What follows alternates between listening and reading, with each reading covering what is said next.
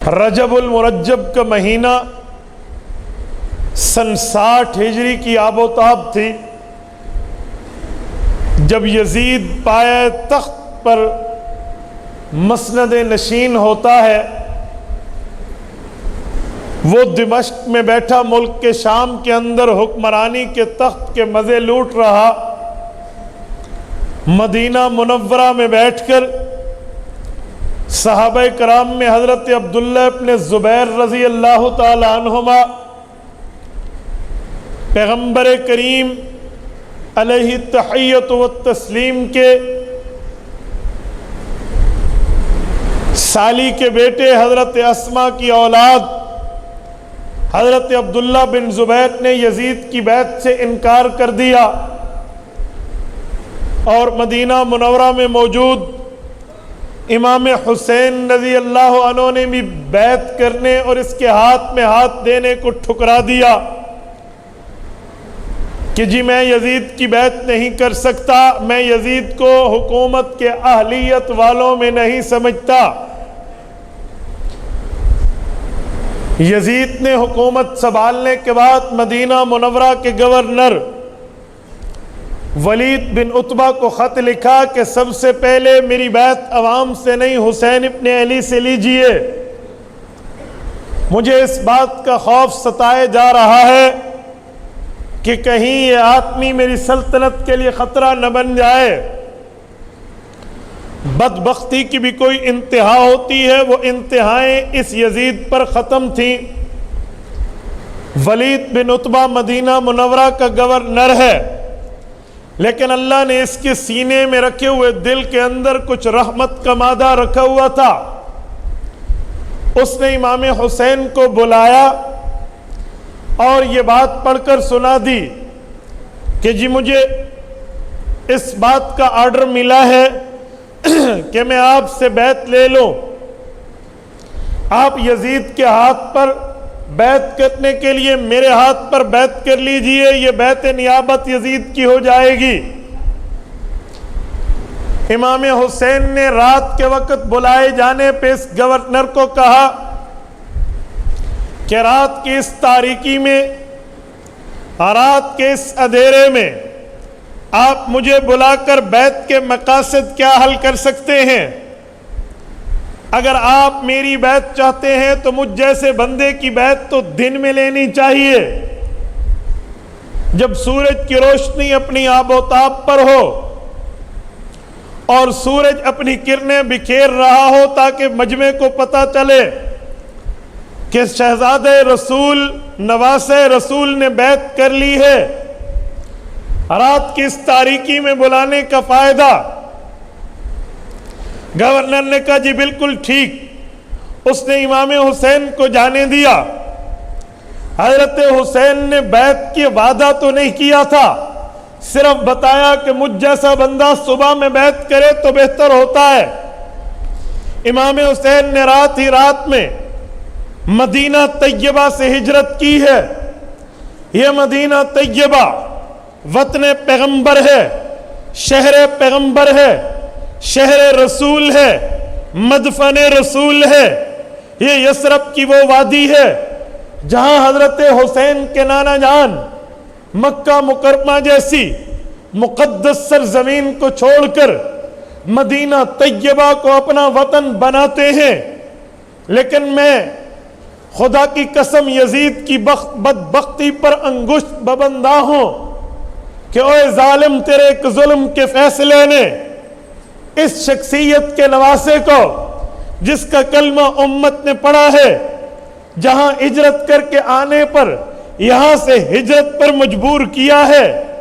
حضرت امام حسین رضی اللہ عنہ مکہ مکرمہ میں پہنچے، ابھی راستے میں تھے، جب 1-2 دن تک اطلاع نہ آئی تو گورنر نے پوچھا، بتلایا گیا وہ تو سفر پہ گئے ہیں۔ اس نے اپنے ہرکارے بھیجے، نمائندے بھیجے، اپنے سپاہی بھیجے جو انہیں پکڑ کے لائیں، لیکن اس وقت تک بہت دیر ہو چکی تھی۔ حضرت امام حسین مکہ کی سرزمین کے گرد و نواح میں داخل ہو چکے تھے۔ بہرحال جب یہ خبر یزید تک پہنچی وہ غصے میں بڑبڑایا. اس نے وہاں 2 لیٹر لکھے, ایک لیٹر مدینہ کے گورنر کے نام اور ایک لیٹر مدینہ کے نئے گورنر کی تقرری کے لیے. کہا یہ موجودہ گورنر ختم ہے, اب موجودہ گورنر کی جگہ یہ بندہ میں گورنر بنا کے بھیج رہا ہوں, یہ مدینہ کا گورنر ہوگا. اس ولید بن عتبہ کو حضرت امام حسین رضی اللہ عنہ کے ساتھ نرمی برتنے کے جرم میں اس بندے نے حکومت سے ہٹا دیا. حضرت حسین مکہ مکرمہ پہنچتے ہیں. مکہ مکرمہ شہر امن ہے, مکہ مکرمہ بلد الامین ہے, مکہ مکرمہ اللہ کا گھر ہے. یہاں تا چیونٹی کو بھی امن ہے, یہاں پر تو کیڑے مکوڑوں کو بھی امن ہے, یہاں پر تو شکاری جانوروں کو بھی شکار نہیں کیا جا سکتا. قرآن کریم کا اعلان ہے من دخلہ کان آمنا, جو اس شہر میں آئے گا حالت امن میں مأمون کہلائے گا. امام حسین نے 5 ماہ یہاں گزارے ہیں. یزید کی فوجوں میں یہ جرت نہ ہوئی کہ وہ یہاں کچھ کر سکیں, لیکن حیرانگی کی بات ہے حضرت امام حسین کی پرامن زندگی کوفہ کے باسیوں کو پسند نہ آئی. ان سازشوں نے سازش کی ہے, ان سازشیوں نے وہاں سازش گھڑی. امام حسین کو کوفہ بلانے کے لیے خطوط در خطوط لکھ دیے. حضرت امام حسین رضی اللہ عنہ ان خطوطوں پر صبر کرتے. ان کے وفود آئے, ڈیلیگیشن آنا شروع ہوئے, بلانے کی باتیں آئیں, اپنے ہاں آنے کے مطالبات آئے. آپ یہ شہر چھوڑیے, آپ کوفہ آ جائیے. یہ کوفہ وہ شہر ہے جسے بنایا حضرت عمر نے تھا, جسے بسایا حضرت حیدر کرار حضرت علی نے تھا. کوفہ کے باسی لکھتے کہ آپ یہاں آئیے, آپ ہماری رہنمائی کیجئے, آپ ہماری دینی رہبری کیجئے. ہم آپ کے ہاتھ پر اپنے آپ کو بیچ کر آپ کی بات کو مانیں گے, لہٰذا آپ کو یہاں آنا چاہیے. امام حسین رضی اللہ عنہ اپنے ساتھیوں سے مشورہ کرتے, دوستوں کو خطوط دکھاتے, احباب کے سامنے یہ بات پیش کرتے. تو مکہ مکرمہ میں موجود صحابہ کی اولادیں, مثلا حضرت عبداللہ ابن عمر, مثلا حضرت عبداللہ ابن زبیر, مثلا حضرت عبداللہ ابن عباس رضی اللہ عنہما, یہ ساتھی ہوتے. یہ کہتے اے حسین ابن علی, آپ کو ان کی بات مان کے سفر نہیں کرنا چاہیے, آپ کو ان کی بات تسلیم کر کے وہاں نہیں جانا چاہیے. یہ وہ لوگ ہیں جنہوں نے آپ کے والد کے ساتھ وفا نہیں کی. یہ وہ طبقہ ہے جنہوں نے امام حسن جب انہوں نے حضرت معاویہ کے ہاتھ میں ہاتھ دے کر بیعت کر کے حضرت معاویہ کی حکومت کو تسلیم کر لیا تھا, تو امام حسن کے یہ دشمن بن چکے تھے. امام حسن کو انہی کے بڑوں نے نیزے مارے تھے, ان کی ران مبارک پر نیزہ لگا تھا, اور ان ظالموں نے امام حسن کو یا مذل المؤمنین کہہ کر تکلیفیں دی تھی. آپ کو نہیں ان پر اعتبار کرنا چاہیے, آپ کو ان پر اعتبار نہیں کرنا چاہیے. یہ لوگ بڑے جھوٹے, بڑے مفتری, بڑے کذاب, بڑے گمراہ کن لوگ ہیں. امام حسین فرماتے بات تو ٹھیک ہے, لیکن موجودہ نسل یہ اللہ کے واسطے دے رہی ہے, موجودہ جنریشن یہ رب کے واسطے ڈال رہی ہے. کہتے ہیں ہماری دینی رہنمائی کے لیے آؤ, یہ کل قیامت میں اللہ کی دربار میں کہہ دیں ہم نے تو دینی رہبری کے لیے بلایا, یہ نہ آئے, میں اللہ کے دربار میں کیا جواب دوں گا؟ صحابہ کرام کی اولادیں, امام حسین کے دوستوں نے جب یہ دیکھا کہ امام حسین جانے کا فیصلہ فرما چکے, فرمایا آپ ایسا کیجئے, اپنے سے پہلے اپنا نمائندہ بھیجئے جو وہاں جائے, وزٹ کرے, حالات دیکھے, ماحول دیکھے, معائنہ کرے, شب و روز دیکھے, لیل و نہار دیکھے, اٹھک بیٹھک دیکھے. گویا اردو زبان میں کہوں تیل دیکھو तेल की धार देखो, हालात पता चलेंगे। वो नुमाइंदा आपको वेरिफिकेशन का लेटर लिख दे, वेरिफिकेशन का खत लिख दे, एतमाद की बात लिख दे, तो आप चले जाना। कहा जी बिल्कुल बेहतर। हजरत मुस्लिम बिन अकील को भेजा गया। इमाम हुसैन के चचा के बेटे मुस्लिम बिन अकील रज़ी अल्लाह अन्हुमा मक्का मुकरमा से पाबा रिकाब होते हैं, वहां जाकर पहुंच जाते हैं। कूफियों ने बड़ा इस्तकबाल किया, बड़ी आओ भगत की, बड़ी मेहमान खातिर मेहमानदारी करके मेहमान नवाजी की, खातिर मदारत और तवाज़ो की, इज्जत और एहतराम से रखा, इनके हाथ पर बैत की। जामा मस्जिद कूफा भर गई। भाई हम तो हुसैनी, हम तो अलवी, हम तो हैदरी, हम तो इनकी मोहब्बत का दम भरने वाले, लिहाजा इमाम हुसैन को बुला लीजिए। इन्होंने कुछ दिन हालात और साजगार होते देखे, माहौल बनता देखा। हजरत इमाम हुसैन को तसल्ली का खत लिखा कि ये वैसे तो नहीं है जैसे कहा जा रहा, ये वैसे तो नहीं है जैसे सुना जा रहा। मेरे साथ तो बड़ा अदब और एहतराम के रिश्ते से पेश आए, मेरे साथ तो बड़े ताल्लुक और हिम्मत से पेश आए, हाथ में हाथ देकर वादे वईदे की हैं, हाथों में हाथ देकर साथ देने की बातें की हैं।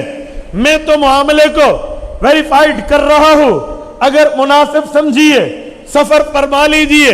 ये आपके सफर में आपके आने के मुंतजिर होंगे।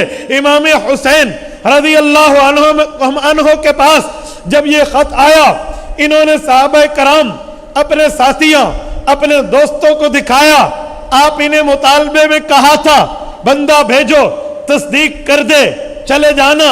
मैंने बंदा भेजा, उसने देखा, विजिट किया, मुआयना किया, मामले को परखा। अब उसने कह दिया मामला ठीक है, अब भी न जाऊं। अब तो बात पूरी हो चुकी थी ना, जो मुतालबा हो चुका तो मुकम्मल हो चुका। तो सब ने कहा इमाम हुसैन आप तशरीफ ले जाइए, अगर यही बात है तो। हजरत हुसैन मक्का से चलते हैं,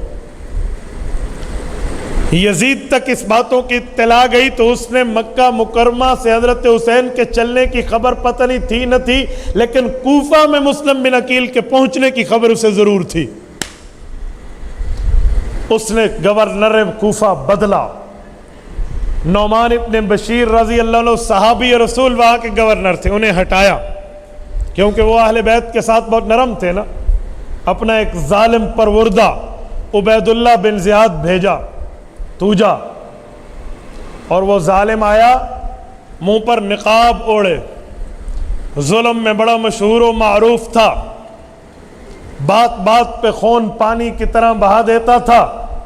उसके जुल्म और तशद्दुद बड़े मशहूर व मारूफ थे, लोग उसके नाम से थर्रा जाते थे, कांप उठते थे।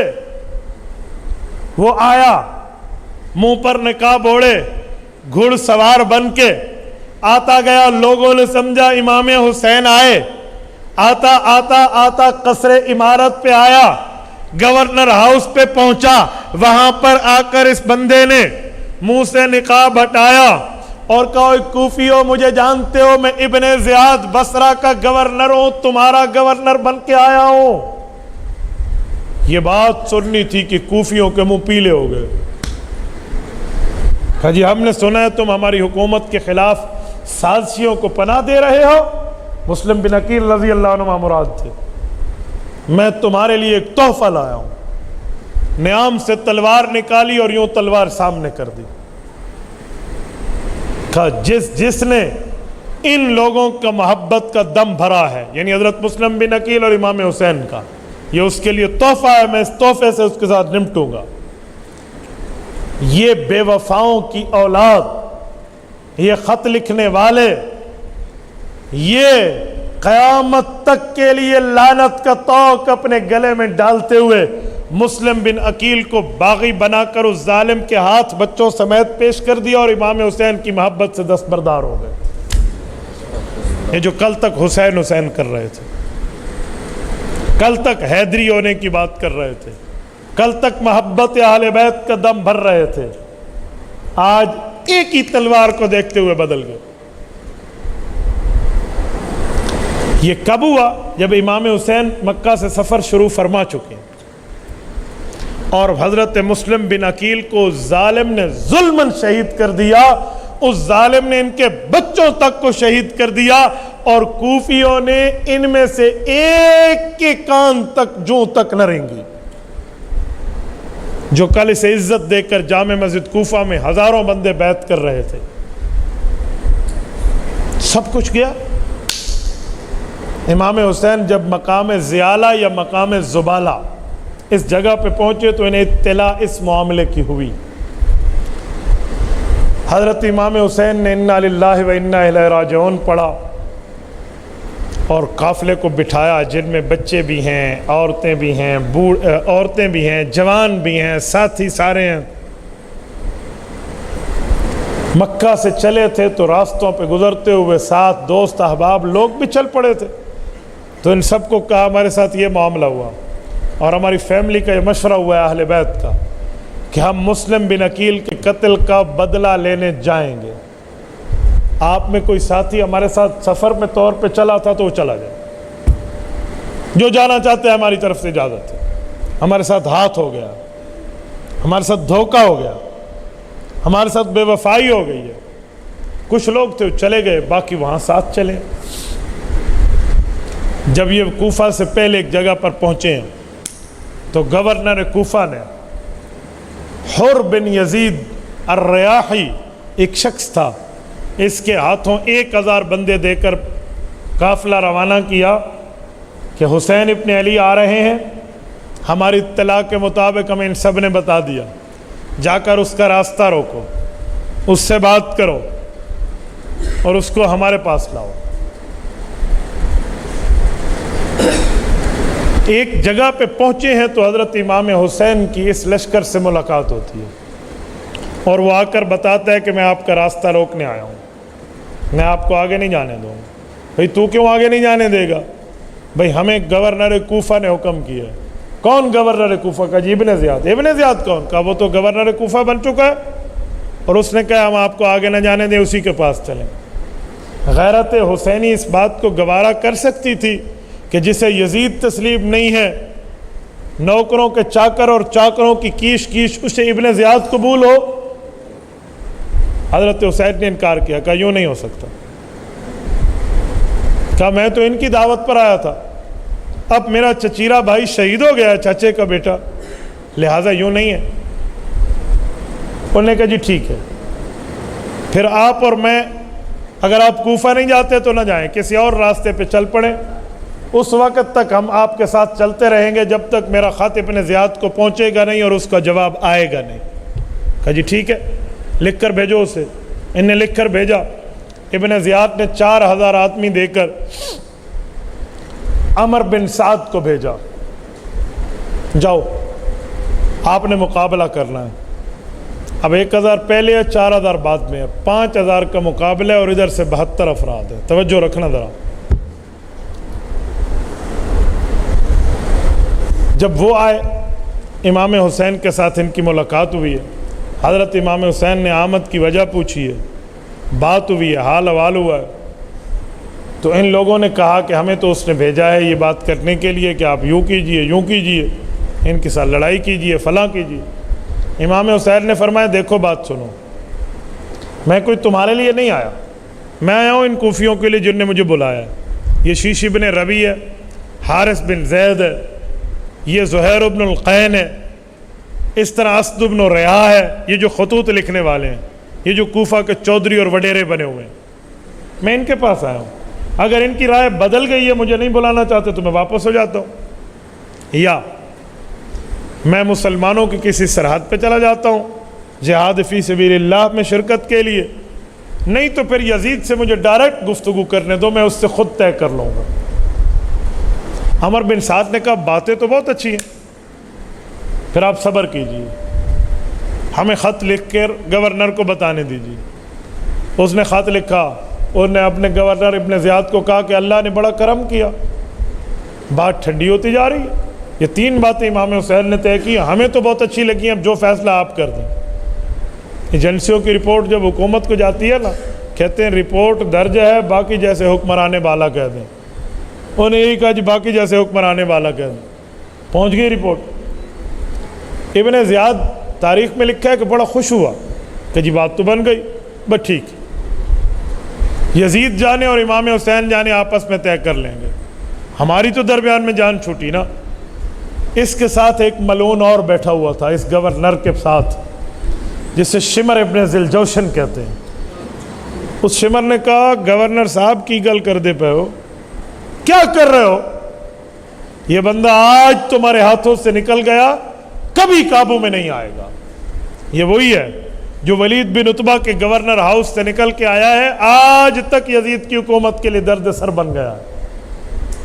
آپ اس کے ساتھ یہاں طے کیجئے تاکہ وہ آپ کے ہاتھ میں ہاتھ دے کر بیعت کرے. باوجود کہ ابن زیاد جیسا ظالم یہ بات ماننے پر آ گیا تھا کہ میں تسلیم کر لیتا ہوں، لیکن اس وزیر نے اس کی گوٹی کو بالکل تبدیل کر کے رکھ دیا. میں یہاں مثال دینے کے لیے کہتا ہوں کہ فرعون اتنا برا نہیں تھا جتنا اس کا وزیر حامان برا تھا. جب فرعون نے حضرت موسیٰ علیہ السلام کے لیے 12 راستے دیکھے نا دریا میں، انہوں نے کہا جی بس میری بس ہو گئی ہے، اپنے گھوڑے پیچھے پھیریے اور چلیے. تو حامان وزیر نے کہا جی کی کر دے ہو، ایتے تواڈے واسطے بڑے نے، تمہارے لیے تو بنے. اس نے وزیر کا کہنا مان کے گھوڑا اندر ڈالا. قرآن کہتا ہے فغشیہم من الیم ما غشیہم، غرق ہو کے باہر نکلا. تو اس موقع پر ابن زیاد جیسا ظالم تو مان رہا تھا، لیکن شمر نے مزید گمراہ کیا. تو ابن زیاد نے کہا اچھا تجھے لڑنے کا بڑا شوق ہے، جتنے بندے مانگتے ہیں میں تمہیں دینے کے لیے تیار ہوں، جا تو جا کے لڑ لے. اس بے ایمان کے دل میں لالچ موجود تھا کہ یہ تو یزید کی حکومت کے باغی ہے، امام حسین کو اگر میں یزید کے پاس زندہ لے کر جاؤں یا قتل کر کے لے جاؤں، ہو سکتا ہے اس گورنر کی جگہ گورنری مجھے ملے. عہدوں کا لالچی، مناصب کا منہ میں لالچ للچانے والا یہ شخص اس لالچ میں ابن زیاد کہتا ہے جی ٹھیک ہے، میرے پسندیدہ آفیسر مجھے دیجئے، میں جاتا ہوں. انہوں نے کہا جی لے جاؤ. یہ لے گیا.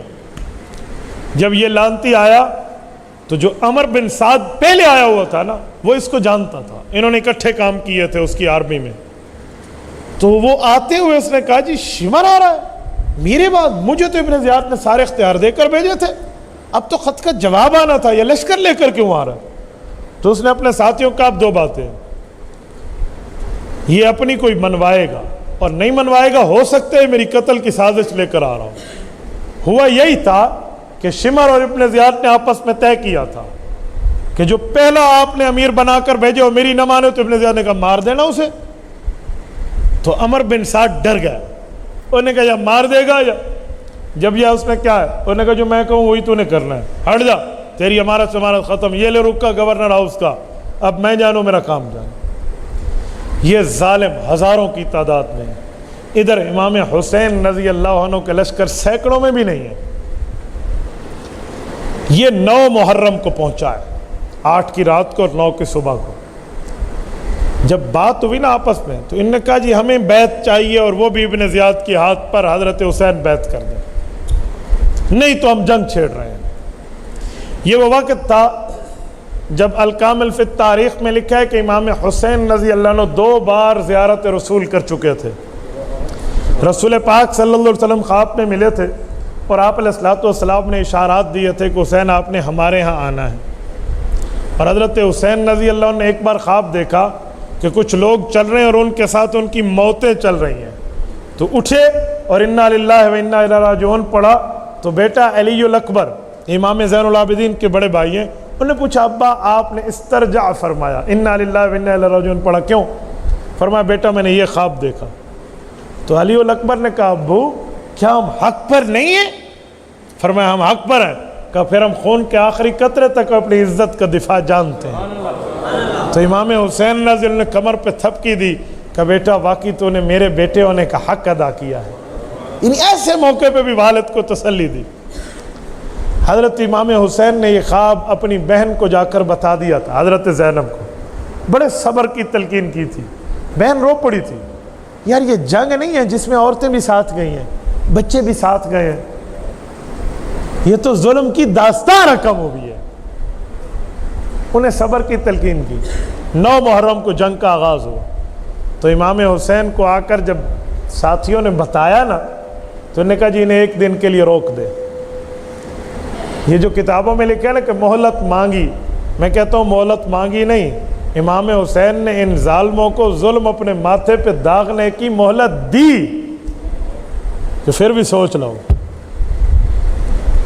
اس رات جو آخری رات تھی نا 9 محرم کی، امام حسین نے وصیت و نصیحت و عبادت میں گزاری ہے۔ رات کے میں چراغ کی بتی کو گل کر دیا اور اندھیرے میں اپنے ساتھیوں کو کہا کہ لوگو، میرے دوستو، میرے بھائیوں، امام حسین کے ساتھ اپنے بھائی بھی شامل ہیں، بیٹے بھی ہیں، بھتیجے بھی ہیں، بھانجے بھی ہیں۔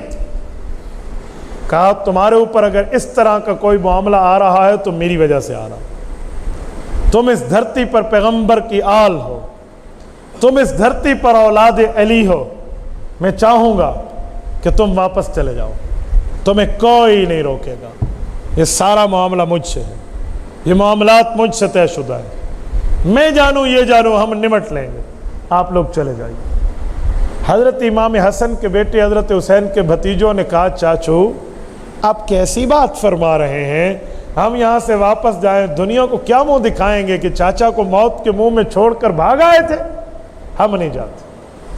یہ بات سن کے حضرت حسین کے بھائیوں نے بھی انکار کیا، حضرت امام حسین کے بھانجوں نے بھی انکار کیا، اور مسلم بن عقیل کے بیٹوں اور بھائیوں کو امام حسین نے کہا کہ تمہارے 2 بھائی تمہارے ابو کے ساتھ شہید ہو چکے ہیں، لہذا اگر آپ بھی واپس جانا چاہتے ہیں تو چلے جائیں، ان کی بیعت کا مسئلہ مجھ سے میں نمٹ لوں گا۔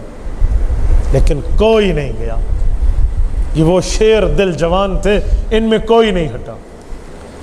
10 محرم الحرام کی صبح تک کئی دن سے پانی بند ہو چکا تھا۔ آپ اندازہ لگائیں جب یہ مسئلہ حر بن یزید نے دیکھا نا، جو پہلے آ کر ملا تھا ابن زیاد کی طرف سے افسر بن کے، تو اس نے ان سب آفیسروں سے باتیں کر چکا تھا اور ان کو کہا ظالمو، بات ان کی اور یزید کی ہے، یہ پانی بند کرنے کا مطلب، یہ ان بچوں کو پیاسا کرنے کا مطلب، ان خواتین کے ہاں پانی نہ جانے کا مطلب، ظلم اور تلواروں کا کیا مطلب؟ تم نہیں جانتے اس دھرتی پہ مقدس ترین خون ہے تو ان کی رگوں میں دوڑتا ہوا ہے، تمہیں ان کی قدر و منزلت نہیں معلوم۔ لیکن ان ظالموں نے تو ظلم اپنے ماتھے پہ لکھوا لیا تھا نا، ان کی کان پہ جوں تک نہ رینگی۔ 3 بندوں کے ساتھ، اپنے بیٹے، اپنے بھائی اور خود، حر بن یزید نے گھوڑے کو ایڑ لگائی، لشکر ابن زیاد سے نکل کے لشکر حسین میں آ گیا اور امام حسین کو آ کر کہا کہ مجھے معاف کر دیں، اے قرابت پیغمبری کا واسطہ مجھے معاف کرنا، مجھے نہیں پتا تھا یہ ظالم اس اسٹیج تک آ جائیں گے، یہ آپ کے خون کے پیاسے ہو جائیں گے۔ میں نے تو سمجھا ایک معاملے میں سمجھوتے کی حد تک بات ہوگی، کوئی ایک لے دے کے حد تک کوئی معاملہ کسی نتیجے پر جا کر منتج ہوگا، لیکن یہ تو آپ کے خون کے پیاسے، عہدوں کے لالچی ہیں، لہٰذا اب میں نے اگر کوئی جرم کیا ہے آپ کو روک کے، تو میں اللہ کو گواہ بنا کے، آپ کو گواہ بنا کے اللہ سے وعدہ کرتا ہوں کہ میری لاش میں چلتا ہوا خون کا آخری قطرہ بھی بہہ جائے گا، آپ کی حفاظت کر کے جاؤں گا۔ اور حر بن یزید الرہائی نے وعدہ سچا کر کے دکھایا، خدا کی قسم اس کی لاش بھی حضرت حسین کے قافلے میں پڑی تھی، خود اپنے بیٹے اور بھائی سمیت اس دھرتی سے گیا ہے، لیکن سر فخر سے بلند کر کے گیا ہے، سر شرم سے جھکا کے نہیں گیا۔ 10 محرم کو جو جنگ شروع ہوتی ہے، اس جنگ میں کیا 72 اور کیا ہزاروں کا مقابلہ، لیکن لڑائی تھی۔ جب لڑائی کا آغاز ہوا، اس لڑائی کے اندر، اس جنگ کی تفصیلات میں شاید میں وہ باتیں نہ کہہ پاؤں جن سے بندے کا کلیجہ منہ کو آ جائے، میں اشارات دیتے ہوئے جملہ کہتا ہوں۔ ان ظالموں نے نہ شیر خوار بچوں کو دیکھا ہے، نہ جوان سال بچوں کو دیکھا ہے، نہ جوان سال مردوں کو دیکھا ہے، نہ سفید داڑھی میں 58 سال کے حضرت امام حسین کی قرابت کو دیکھا ہے۔ یہ لڑائی ہوتی ہے ان لڑائیوں میں حضرت حسین پر جان فدا کرتے ہوئے ان کے 8 بھائی شہید ہوتے ہیں۔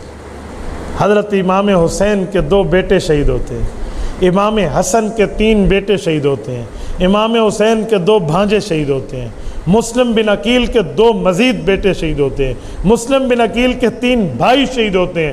اہل بیت میں 21 یا 27 افراد، دونوں روایتیں ہیں، یہ حضرت حسین پر جان فدا کرتے ہوئے دنیا سے گئے ہیں۔ اور میرے دوستو، 72 تنوں میں حضرت علی المرتضیٰ کی اولاد میں 9 اولادیں شامل ہیں۔ حضرت علی کی مختلف بیویوں سے 9 بیٹے یہاں میدان کربلا میں ہیں۔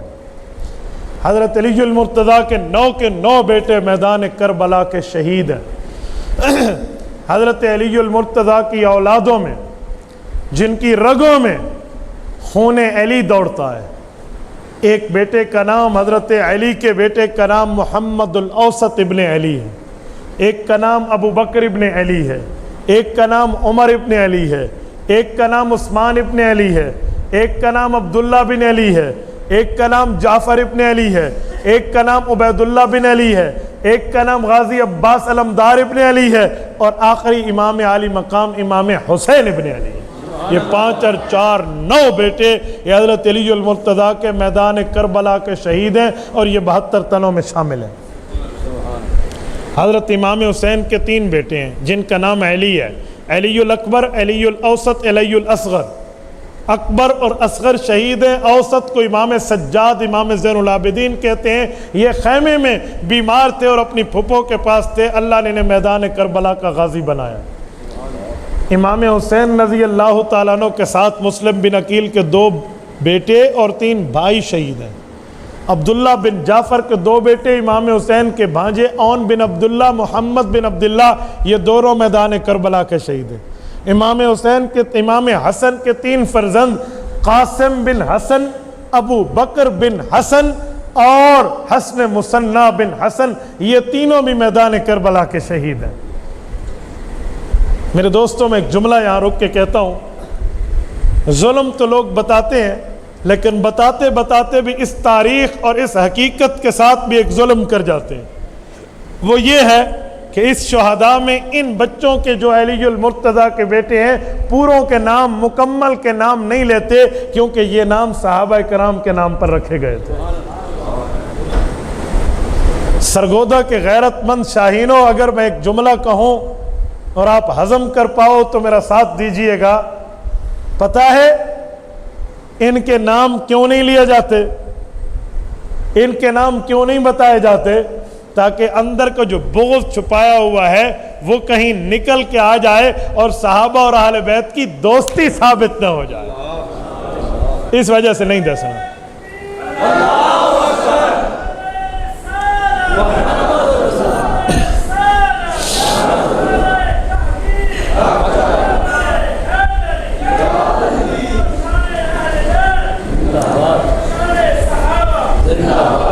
بیٹا نعرہ حیدری تو 4تھے نمبر پہ ہے، آپ نے 3 نعرے تو چھوڑ دیے۔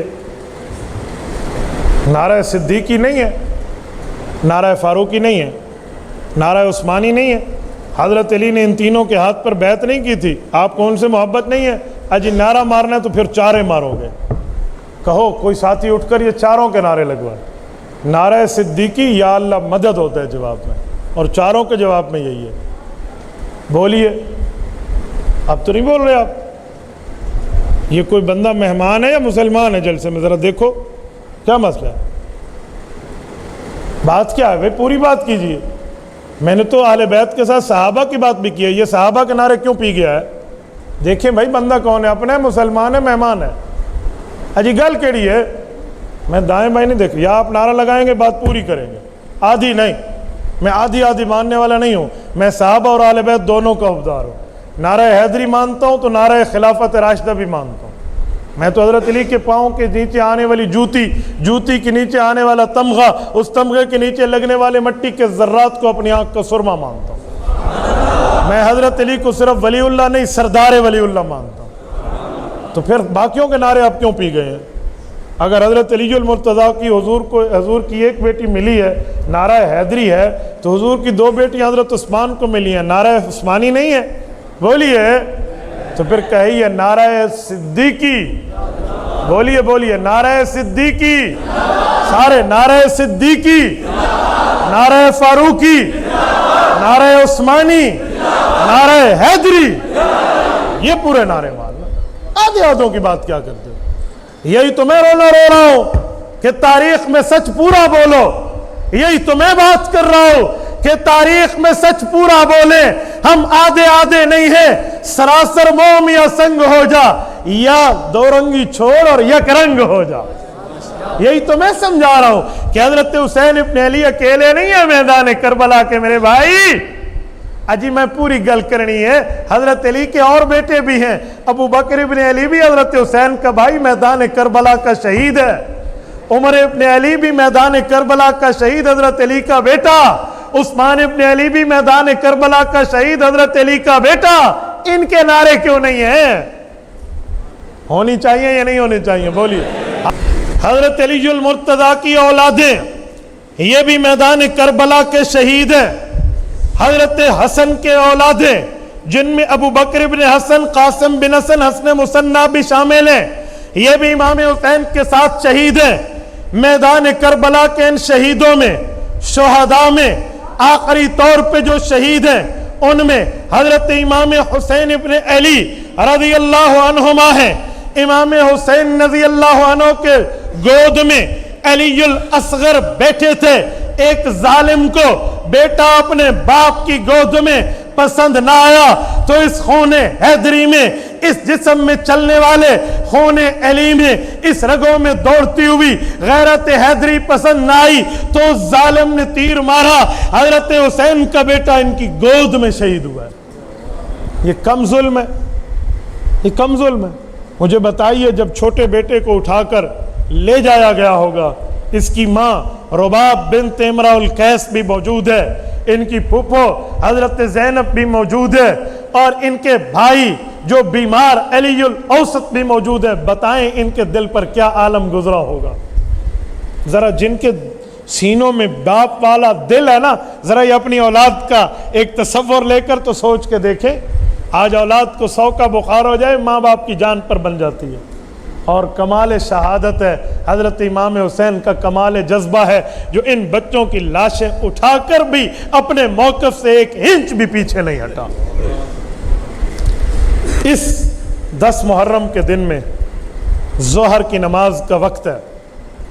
اوس الکندی ایک شخص ہے، کندی کے نام سے مشہور ہے، تابعی ہیں، امام حسین کے ساتھی ہیں۔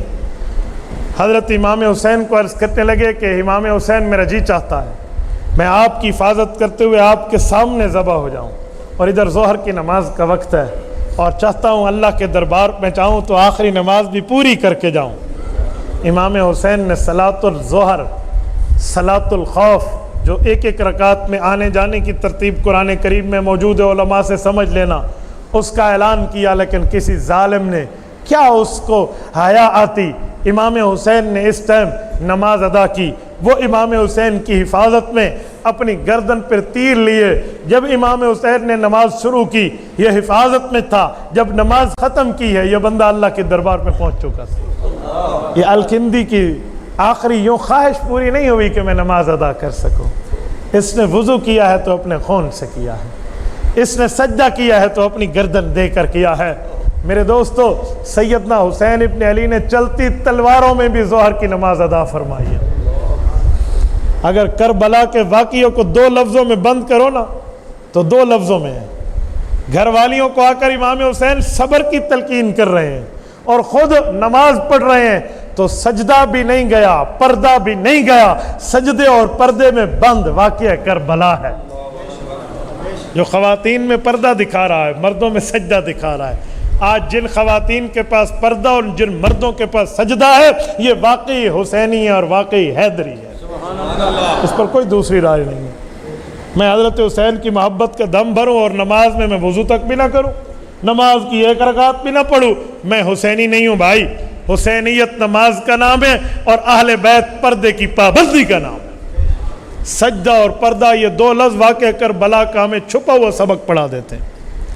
حضرت امام حسین رضی اللہ تعالیٰ عنہ کے سامنے کوئی شخص آ نہ سکتا، جو سامنے آتا وہ ہٹ جاتا۔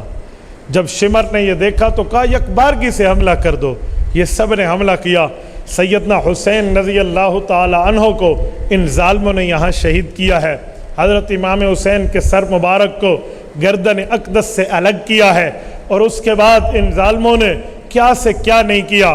ان بچوں کو، ان خواتین کو پکڑ کے ابن زیاد کی دربار میں لے گئے، گردن کو اٹھائے ہوئے ابن زیاد کی دربار میں گئے، پیچھے ان تڑپتی لاشوں کو چھوڑ کر گئے تھے۔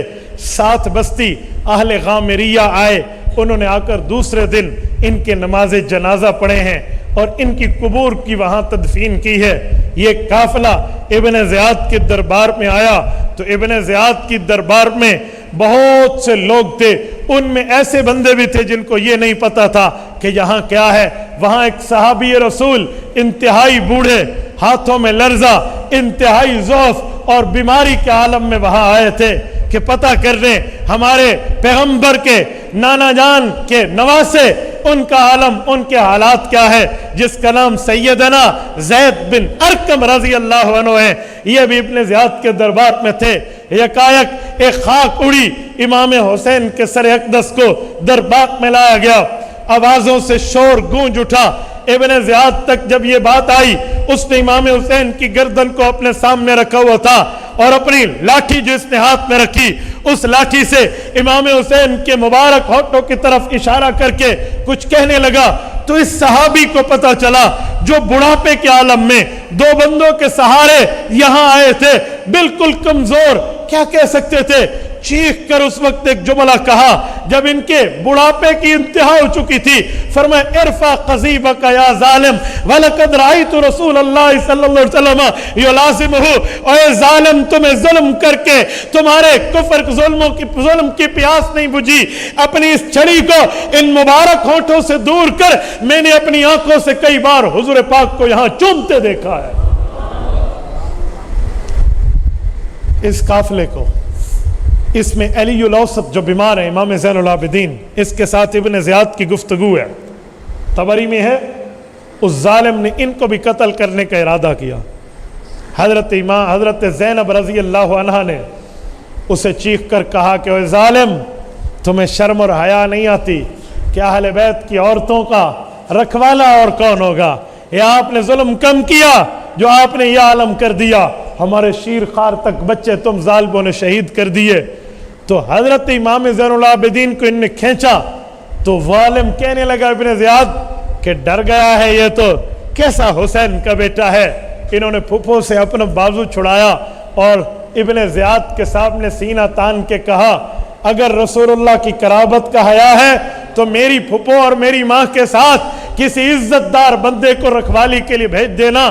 آپ میری گردن پہ اگر تیری ظلم کی پیاس بجھتی ہے تو حسین کا بیٹا اپنا سر حاضر کر رہا ہے۔ میرے دوستو، رسول اقدس صلی اللہ علیہ وآلہ وسلم کی آل کے ساتھ ہی حال ہے، اور یہاں سے انہیں روانہ کیا ہے یزید کے دربار میں۔ یزید کے دربار میں جب یہ قافلہ گیا، حضرت امام حسین کے سر اقدس کو وہاں تک لے جایا گیا۔ میں یہ بات کرتے ہوئے خدا کی قسم جان کے رونگٹے کھڑے ہو جاتے۔ یزید کی دربار میں جب یہ قافلہ گیا اور اس سر کو رکھ دیا گیا، یزید نے شروع میں خوشی کا اظہار کیا ہے، لیکن سر حسین کو رکھا گیا، اہل بیت کی عورتیں ساتھ ہیں، حضرت حسین کی 2 معصوم بچیاں سکینہ بنت حسین، فاطمہ بنت حسین چھوٹی تھی۔ امام ابن حسمی رحمہ اللہ نے لکھا کہ پاؤں کے پنجوں پر یوں اپنے پاؤں کو کھڑا کر کے دیکھا کہ اپنے ابو کے سر کو تو دیکھ لیں، دیکھ نہ سکتی تھی، پنجوں سے اپنے پاؤں سے یوں اوپر۔ آخر جب ان نے اپنے والد کے کٹے ہوئے سر کو دیکھا نا تو ایسی روئیں، بچوں کا رونا تھا، ایسی روئیں کہ یزید کے زنان خانے تک اطلاع ہوئی کہ یار دربار میں کوئی واقعہ ہوا ہے۔ یزید کی جو اس وقت بیوی تھی ہند بنت عبداللہ، کہتے ہیں اسے دوپٹہ لینے کا شاید پردے کا ہوش نہ رہا، اور اس نے کہا میں کیا سن رہی ہوں۔ وہ باہر آئی، اس نے دیکھا اہل بیت کے اس قافلے کو، اور اسے یہ معلوم ہوا کہ حضرت امام حسین کو شہید کیا گیا، تو وہ دربار میں کھلے ہوئے آئی اور اس نے کہا تیری حکومت اور حضور کے نواسے کا خون بہا دیا گیا۔ وہ یہ کیا کر دیا, کیا ظلم ہے. اس نے جب یہ بات کی, اس نے کسی سے کوئی چادر وادر لے کر بیوی کے سر پہ ڈالی, اور یزید نے کہا جی ٹھیک ہے, اچھا ہوگا, ہم بدلہ لیں گے, اللہ لعنت کرے ابن مرجانہ پہ. اس نے بس بیوی کو مطمئن کیا, اسے گھر بھیجا, لیکن اس ظالم نے جھوٹ بولا, اس نے کوئی بدلہ نہیں لیا. اہل بیت کے اس قافلے کو اس نے عورتوں کو گھر میں بھیجا. ٹھیک ہے, خواتین کی عزتیں وہاں ہوئی ہیں, لیکن کیا عزتیں, یہ عزتیں جن کے تمام مردوں کو امام حسین کے ساتھ ایک تلوار کے ساتھ سب کو شہید کر دیا گیا. ظلم کی داستان رقم ہوئی. یزید کے گھر کی عورتوں نے اپنے کنگن تک اتار کے دیے, بڑی تسلی کے ساتھ, بڑی عزت کے ساتھ ان کی آؤ بھگت کی. حضرت امام حسین رضی اللہ عنہ کے فرزند امام زین العابدین موجود ہیں. ان سے پوچھا گیا تو ان نے ایک ہی فرمایا کہ ہم اللہ کی رضا پہ راضی ہیں, لیکن ظالم اور متکبر کے لیے میرا اللہ سب سے کافی ہے, سب پہ کافی. دربار یزید میں ایک وقت یہ بھی بات آئی, حضرت حسین رضی اللہ تعالیٰ عنہ کے بیٹے امام زین العابدین گفتگو کے دوران یزید سے ایک جملہ کہا. اس نے جب کہا, کہتے ہیں ایک واقعہ لکھا ہے کہ حضرت حسین رضی اللہ عنہ کے چھوٹے بیٹے ایک تھے عبداللہ بن حسین, یہ بھی ساتھ تھے. یزید کا بھی ایک بیٹا تھا. دربار یزید میں امام حسین کے بیٹے کو یزید نے ازرو مذاق کہا, میرے بیٹے کے ساتھ کشتی کرتے ہو؟ اے اہل بیت کے شیر جل بچے نے کہا ہاں ہاں کشتی کرتا ہو, شرط یہ ہے ایک چھری میرے ہاتھ میں دو, ایک چھری اس کے ہاتھ میں دو. یہ بچوں کا جذبہ تھا. میں مقابلہ کرتا ہوں, یزید بڑا ظالم ہے. یہاں پر اس نے لفظ بولا ہے نا, وہ سانپ کا بچہ سانپ ہوتا ہے. کہاں تک بچائیں گے یہ یزیدی اپنے یزید کو, کہاں تک یہ اس کی عزت اور احترام کے نغمے ڈگمگائیں گے. یاد رکھنا ہمارا یزید سے واسطہ نہیں, ہم کل بھی حسینی تھے, ہم آج بھی حسینی ہیں, قیامت میں بھی حسینی اٹھنا چاہتے ہیں. یہ بات ذہن سے نکالنا کہ ایسی کوئی یزید دی تعریف کر دے پھر دیں. میرے دوستو, حضرت امام حسین رضی اللہ تعالیٰ عنہ کے ساتھ خواتین کا یہ قافلہ ان کی اولاد کے ساتھ امام زین العابدین کے ساتھ یہاں سے واپس ہوئے ہیں مدینہ طیبہ. ان کے ساتھ کچھ ان کے محبین کے لوگ بطور ساتھ معاون اور حفاظت اور محافظ کے طور پہ آئے. یہاں ایک روایت امام ابن کثیر رحمہ اللہ نے تفسیر ابن کثیر میں جلد نمبر 8 میں لکھا ہے کہ حضرت حسین کا سر امام زین العابدین ساتھ لائے تھے, اور جنت البقیع میں اما فاطمۃ الزہرا رضی اللہ تعالی عنہا کے پاؤں مبارک میں امام حسین کے سر کو دفن کر کے قبر بنا دی گئی تھی. ایک امام ابن کثیر نے یہ لکھا ہے. اور ایک واقعہ اور بھی لکھا ہے کہ جی نہیں, یہ ایک اور روایت بھی ہے کہ امام حسین کے سر اقدس کو یزید کے پاس رکھوا دیا گیا تھا, تا وقت کہ سلمان بن عبد الملک کا دور آیا, اس نے اس سر کو اٹھا کر جنازہ پڑھوایا اور اس جنازے پر کفن دیا, اور کفن کے ساتھ دمشق کے باب الصغیر کے قبرستان میں دفن کیا. وہاں آج بھی یادگار حسینی قائم ہے. یہ سوال کا جواب آپ کو بہت مشکل ملے گا کہ جنازہ کس نے پڑھا تھا. یہ میں آپ کو لاکھ روپے بھی کم ہے, اس سے بڑا حوالہ دے کر جا رہا ہوں. میرے دوستو, رسول اقدس صلی اللہ علیہ وسلم کی یہ اولاد یہاں آئی ہیں. حضرت امام حسین رضی اللہ تعالی عنہ کے ساتھ اس لشکر میں امام حسین کی بیوی رباب بنت امرأ القیس بھی ساتھ ہیں, اور ان کی والدہ امام حسین کی خوش دامن جسے آپ ساس کہتے ہیں وہ بھی ہیں, جس نے اپنے نواسوں کو اپنے سامنے شہید ہوتے دیکھا. کہتے ہیں کہ امام حسین کی ساس ان بچوں کی نانی کا عالم یہ تھا کہ میں سائے میں بیٹھی ہوں یا دھوپ میں بیٹھی ہوں, مجھے کسی نے کھلایا ہے یا نہیں کھلایا, میں نے آرام کیا ہے یا نہیں کیا. 6 ماہ تک کیفیت یہی رہی, اس کے بعد دنیا سے چلی گئی. اور امام حسین کی جوان سالہ بیوی حضرت رباب بنت امرأ القیس, لوگ کہتے اللہ نے تجھے حسن و جمال دیا ہے, اللہ نے تجھے شرف و کمال دیا ہے, اپنی زندگی بناؤ, شادی کر لو. تو یہ ایک عجیب جملہ کہتی کیا بات مجھ سے کر رہے ہو, میں کل قیامت میں حضور پاک کے علاوہ کسی اور کو سسر نہیں بنانا چاہتا, میں نہیں بنانا چاہتا. 1 سال کے اندر یہ خاتون بھی دنیا سے گئی ہے. جس جگہ یہ قافلہ رہا ہے اس کا نام ہے حی حسینیہ, مدینہ طیبہ میں وہ آج بھی قائم ہے. میں نے اپنی آنکھوں سے اس محلے کی زیارت کی ہے, کئی بار کی ہے. وہاں کچھ باقیات آج بھی ہیں مدینہ طیبہ میں. تو میرے دوستو, یہ معاملات تو یہاں ہوئے، لیکن واللہ عزیز ذو انتقام، ان بطش ربک لشدید، نہ جا اس کے تحمل پہ کہ بے ڈب ہے گرفت اس کی، ڈر اس کی دیر گیری سے کہ ہے سخت انتقام اس کا۔ خدا کی قسم یہ ظلم کر کے بھی لوگ، امام حسین کے ساتھ غداری کر کے بھی یہ لوگ، ان کو شہید کر کے بھی ہار گئے اور یہ شہادت کا تاج پا کر بھی جیت گئے۔ آج قاتلوں کے نام بھی کسی کو نہیں آتے، دو چار کے علاوہ، لیکن حسین کا ڈنکا آج بھی بج رہا ہے، قیامت تک بجتا رہے گا۔ یزید کی حکومت 1 سال 2 سال کے عرصے میں یوں گئی ہے جیسے پانی میں نمک کو گھولا جاتا ہے۔ مکہ مکرمہ کے لوگوں نے بھی بغاوت پہ اٹھے ہیں، یزید کی حکومت سے انکار کیا ہے۔ مدینہ طیبہ کے لوگوں نے بھی یزید کی بیعت توڑی ہے اور اس کی حکومت سے انکار کیا ہے۔ اسے مکہ پر بھی لشکر کشی کرنا پڑی، مدینہ طیبہ پر بھی لشکر کشی کرنا پڑی۔ یہ ظالم اپنے نامہ اعمال میں صرف قتل حسین کی چشم پوشی نہیں لے گیا، اللہ کے گھر اور نبی کے در پہ حملے کا دھبا بھی اپنے ماتھے پر لے گیا۔ حضرت امام حسین رضی اللہ عنہ کے قاتلوں کا انجام اگر آپ دیکھیں نا، امام حسین رضی اللہ عنہ کے قاتلوں میں ایک قاتل ہے، یہ شیش، یہ ربی کا بیٹا، کہتے ہیں گھر میں بیٹھا تھا، بیٹھے بیٹھے چیخ ماری، وائی وائی کی، اور اس کی آنکھیں ختم ہو گئیں۔ سویا ہوا تھا، اٹھا تو کسی نے پوچھا کیا ہوا؟ اس نے کہا کیا ہوا؟ میں نے خواب دیکھا اللہ کے رسول کی آنکھیں سرخ ہیں، حضور پاک کے سامنے چمڑا ایک بچھا ہوا ہے جس پر بندے کو مارا جاتا ہے، 10 بندے قتل ہو کر پڑے ہیں جو میرے ساتھ حملے میں شامل تھے۔ حضرت حسین رضی اللہ عنہ کے ساتھ خون کی ایک سلائی پڑی تھی، حضور پاک نے وہ سلائی اٹھائی، غضبناک آنکھوں اور چہروں سے میری آنکھوں میں وہ سلائی ماری اور میں یکایک اندھا ہو گیا ہوں۔ ایک اور ظالم ایک روٹی میں بیٹھا تھا، اس کو کسی نے کہا کہ حسین رضی اللہ عنہ قاتل نہیں بچ سکیں گے، میں نے کہا جی میں تو شامل تھا، مجھے تو کچھ نہ ہوا۔ یہ بندہ بات کہہ کر گھر گیا، رات کو بیوی نے کہا چراغ نہیں جلتا، ذرا اسے تیل میں سیدھا جلا دیں۔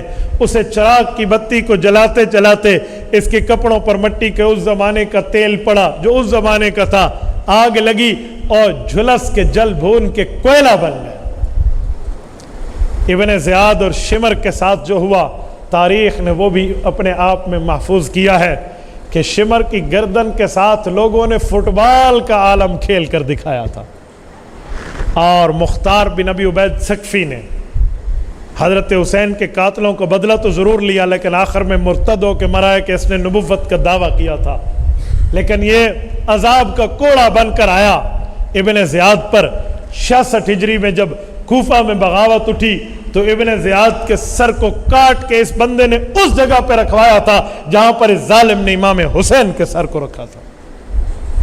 بلکہ عبد الملک بن مروان کے پاس عبد الملک بن عمیر بیٹھے تھے، تو اس نے کہا تم پرانی تاریخ سے واقف ہو، میں بادشاہ کو کچھ بات تو سناؤ۔ انہوں نے کہا بادشاہ تجھے کیا سناؤں، جس قصر عمارت میں تو بیٹھا ہے ہم نے دیکھا یہاں حضرت حسین کا سر ابن زیاد کے سامنے تھا، اسی جگہ ابن زیاد کا سر مختار ثقفی کے سامنے تھا، اسی جگہ مختار ثقفی کا سر مصعب بن زبیر کے سامنے تھا، اسی جگہ مصعب بن عمیر کا سر آج تیرے سامنے ہے، یہ وہ کمرہ ہے جہاں تو بیٹھا ہے۔ وہ اٹھا، کانپ گیا، اٹھ کر اس نے کہا جی اس کمرے کو گرا دو، اس دار الامان کو منہدم کر دو، کہیں میرا سر بھی کسی اور کے سامنے نہ آ جائے۔ میرے دوستو، حضرت زینب رضی اللہ عنہا کی بد دعا جو اس نے دامن اٹھا کے زہرا کی بیٹی نے دی کہ اے ظالمو تم نے ہمارا نام مٹایا، رب تمہارا مقام اور نام قیامت تک مٹا کے رکھ دے۔ تم نے میرے قرآن کے حافظ شہید کیے، اللہ قیامت تک تمہیں قرآن کے حفظ کی دولت نصیب نہ کرے، اور تم نے ہمارا خون بہا، قیامت تک تمہارا خون ارزاں رہے۔ آج تک وہ دعا مقبول، اور قاتلین نے حسین پہ لعنت تا قیامت برستی رہے گی۔ حضرت ابو ہریرہ رضی اللہ عنہ اسی لیے تو کہتے تھے اے اللہ مجھے 60ویں سال کے فتنوں سے بچا لے، میرے مولا مجھے وہ فتنے نہ دکھا جس فتنوں پر اللہ کے رسول نے بات کی ہے کہ لونڈوں کی حکومت آئے گی، لونڈوں کی حکمرانی ہوگی۔ میرے مولا مجھے 60ویں سن کے فتنے سے محفوظ رکھ۔ حضرت ابو ہریرہ 60ویں سن سے 1 سال پہلے دنیا سے گئے ہیں۔ سن 60 میں یزید آیا اور 10 محرم الحرام کو حضرت امام حسین سن 61 ہجری میں دنیا سے گئے ہیں۔ یہ حضرت ابو ہریرہ جو فرمایا کرتے تھے وہ عین باتوں میں پورا ہوا۔ میرے دوستو، میں اس جملے پہ کہتا ہوں قتل حسین اصل میں مرگ یزید ہے، قتل حسین اصل میں مرگ یزید ہے۔ اسلام زندہ ہوتا ہے ہر کربلا کے بعد۔